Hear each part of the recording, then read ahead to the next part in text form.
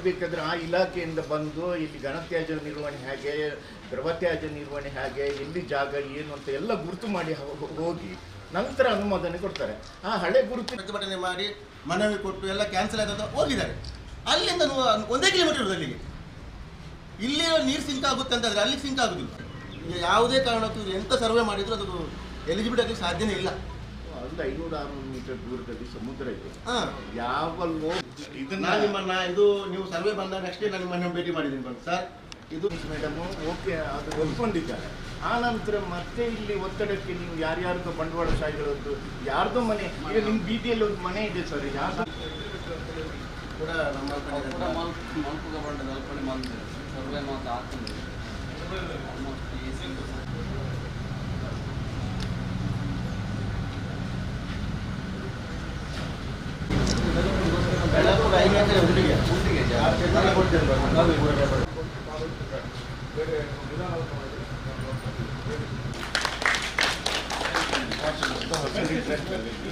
ಕ್ಯಾನ್ಸಲೇ ಆಗಬೇಕು ಸರ್. ನಾವು ಇಲ್ಲಿವರೆಗೆ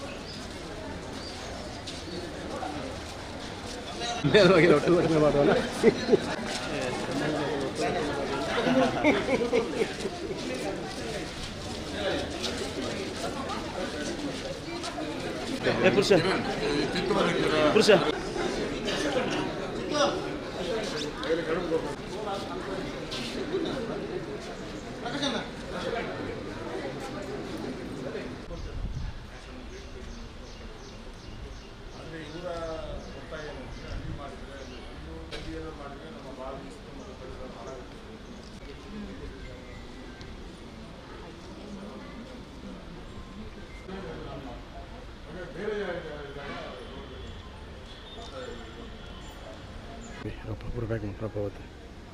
ನೀವು ಒಬ್ಬ ಅಧಿಕಾರ ವರ್ಗವನ್ನು ಬಿಟ್ಟು ನಮ್ಮ ಹಾಗೆ ಆಲೋಚನೆ ಮಾಡಿ ಸರ್.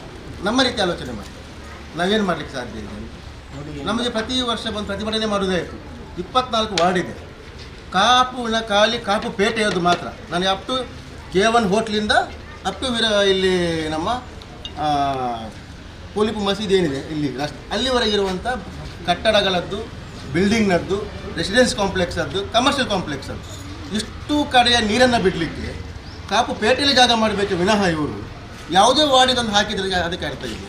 ಇವ್ರು ಹೇಳಿದ ತಕ್ಷಣ NGT ಅಂತ ಹೇಳ್ತಾರೆ ಸರ್. ನಾವು ಕೂಡ ಕಾನೂನು ಅರಿತವರು. ನೀವು ಹೇಳಿ, ನ್ಯಾಷನಲ್ ಗ್ರೀನ್ ಟ್ರಿಬ್ಯುನಲ್ ಯಾವತ್ತಾದರೂ ಒಂದು ಒಳ್ಳೆಯ ಅಲ್ಲಿಂದ 1 ಕಿಲೋಮೀಟರ್ ಆ ಕಡೆ ಪರಿಸರ ಇಲಾಖೆ ರಿಪೋರ್ಟ್ ಹಾಕಿದ್ರು. ಸಾಧ್ಯನೇ ಇಲ್ಲ ಇಲ್ಲಿ ಮಾಡಲಿಕ್ಕೆ, ಯಾಕಂದರೆ ನೀರು ಸಿಂಕ್ ಆಗುತ್ತೆ, ಇಡೀ ಅಲ್ಲಿ ಸ್ಪ್ರೆಡ್ ಆಗುತ್ತೆ ಅಂತ.